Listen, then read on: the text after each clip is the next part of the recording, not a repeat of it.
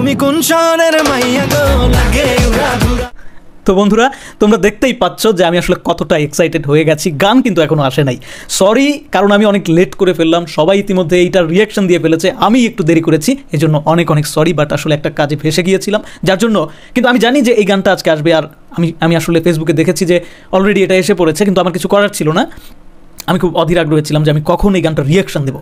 তো আমি যখন গানটা শুনলাম, সিরিয়াসলি এতদিন পর বাংলাদেশের কোনো সিনেমাতে এরকম একটা গেট আপ সেট আপে কোনো হিরো, এরকম একটা জাঁকজমকপূর্ণ গানে, এরকম একটা, ভাই এটা তো মানে অন্য লেভেলে নিয়ে যাবে সিনেমাটাকে, অন্যরকম একটা এনজয় করা যাবে সিনেমা হলে গিয়ে।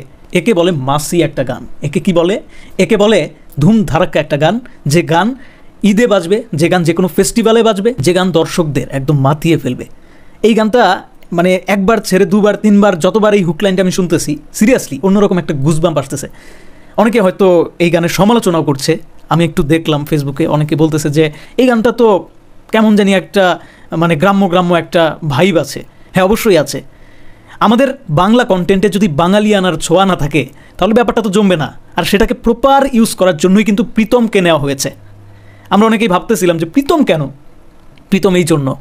কি দারুণ একটা কম্বিনেশন হয়েছে তার যে ভয়েস। আমি কিন্তু আমার আগের ভিডিওটাতেই বলেছিলাম যে ওই যে উড়ুধুরু লাগে নামে একটা শিরোনামের যে ভিডিও করেছিলাম, ওই ভিডিওতে কিন্তু বলেছিলাম যে প্রীতম এই ছেলেটাকে এজন্যই নেওয়া হচ্ছে কেননা ও যখন গান গায় তখন নিজের মতো করে একটা গানকে কিন্তু গাইতে পারে। এই গানে এই হুকলাইন ওর মুখ থেকে শুনে, ওর কণ্ঠে শুনে কিন্তু ওইরকমটাই লাগছে। মানে গানটার যে সুর, এটা কিন্তু আমাদের খুব চেনা, কিন্তু গেয়েছে নিজের ঢঙে, একদম নতুনত্ব নিয়ে, একদম আধুনিক একটা ছোঁয়া দিয়েছে, যেটা কিন্তু সব শিল্পীরা পারে না। আর সিনেমাতে প্লেব্যাক করার জন্য, এই ধরনের গানে প্লেব্যাক করার জন্য এই মুহূর্তে প্রীতমের বিকল্প আর কি হতে পারে। আর এখানে শাকিব খানের লুক যা লাগতেছে না, তুফান সিনেমায় আমরা জানি যে শাকিব খানের বড় দাড়ি, বড় চুল, এরকম একটা get up set up, rough and tough, কিন্তু এখানে সম্পূর্ণ ভিন্ন দেখা যাচ্ছে। তার মানেটা আসলে কি? আবার মিমি চক্রবর্তীকেও কিন্তু দুর্দান্ত লাগছে, তার যে কস্টিউম, শাকিব খানের যে কস্টিউম, পুরো গানের যে সেট ডিজাইন, অমাইক। বাংলা সিনেমায় এই ধরনের জাঁকজমকপূর্ণ, আমি আগে বলেছিলাম যে বলিউড বা সাউথ ইন্ডিয়ার যে গানগুলো আমরা দেখে থাকি, এই ধরনের আইটেম সংগুলো দেখে থাকি, এই সমস্ত সংগুলাতে অন্যরকম একটা ধাঁচ থাকে, যেটা বাংলাদেশের যে কোনো মুভিতে তারা আসলে ধরতে পারে না। এবার কিন্তু রায়হান রাফি সেটা সত্যি সত্যি করে দেখালো, তাও আবার সাথে শাকিব খান আছে। বিশ্বাস করো বন্ধুরা, আমার কাছে ব্যাপক লাগতেছে। আমি তো অধীর আগ্রহে অপেক্ষা করতেছি, আর আমি বারবার হুক লাইনটা শুনতেছি। শাকিব খানের ফিটনেসটা একবার দেখো বন্ধুরা, কি দুর্দান্ত একটা ফিটনেসে ধরা দিয়েছে সেই স্কিনে। আসলে শাকিব খানই এরকমটা পারে। বাংলাদেশের মধ্যে, বাংলাদেশের যে কোনো হিরোদের মধ্যে আমি একমাত্র শাকিব খানকে দেখেছি যে সে তাকে প্রতিনিয়ত চেঞ্জ করে চলেছে। সেই শিকারি থেকে শুরু হয়েছে এই যাত্রা, সে কিন্তু থামেনি। যথেষ্ট পরিশ্রম, যথেষ্ট ডেডিকেশনের দ্বারা সে কিন্তু প্রত্যেকটা সিনেমাতে আলাদা আলাদা রূপে হাজির হচ্ছে। বিশেষ করে এই তুফান সিনেমাতে তাকে যে কয়েকটা রূপে আমরা দেখতেই তো পাচ্ছ বন্ধুরা। এখানে তাকে ক্লিন শেপে, এখানে তাকে অন্যরকম একটা লুকে, একদমই এখানে কিন্তু একদম ঝাঁকানাকা একটা লুকে আসছে। মানে এখানে কিন্তু বোঝাই যাচ্ছে না যে এটা কোনো গ্যাংস্টার। আবার এমনও হতে পারে যে সিনেমাতে ডাবল রোল থাকলো, শাকিব খান হচ্ছে সিআইডি বা এই টাইপের কোনো একটা কিছু, আবার আরেক শাকিব খান হচ্ছে গ্যাংস্টার, এরকমও কিন্তু হইতে পারে। মানে আমি জানি না, আমি জাস্ট আমার মনে হচ্ছে যে দুইটা লুকে কেন রে ভাই। আবার এমন হতে পারে যে এই গানটা সম্পূর্ণই শুধু আলাদা, মানে একদম শেষের দিকে হতে পারে, এরকম হতে পারে।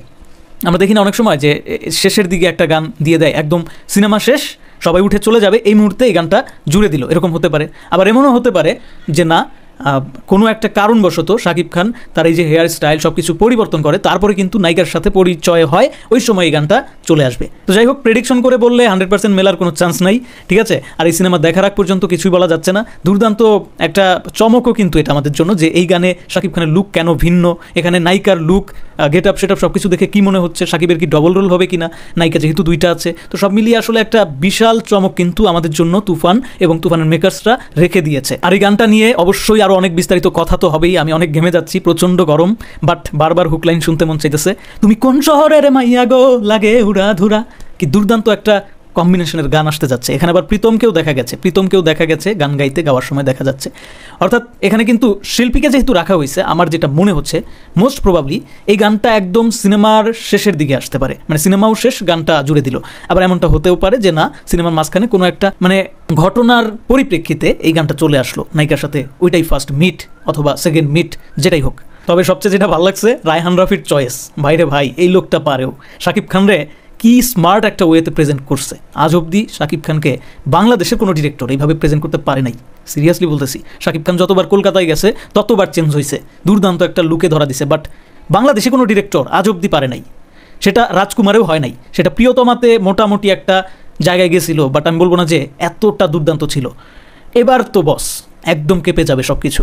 তুমি কোন শহরের মাইয়া গো লাগে উড়া ধুরা।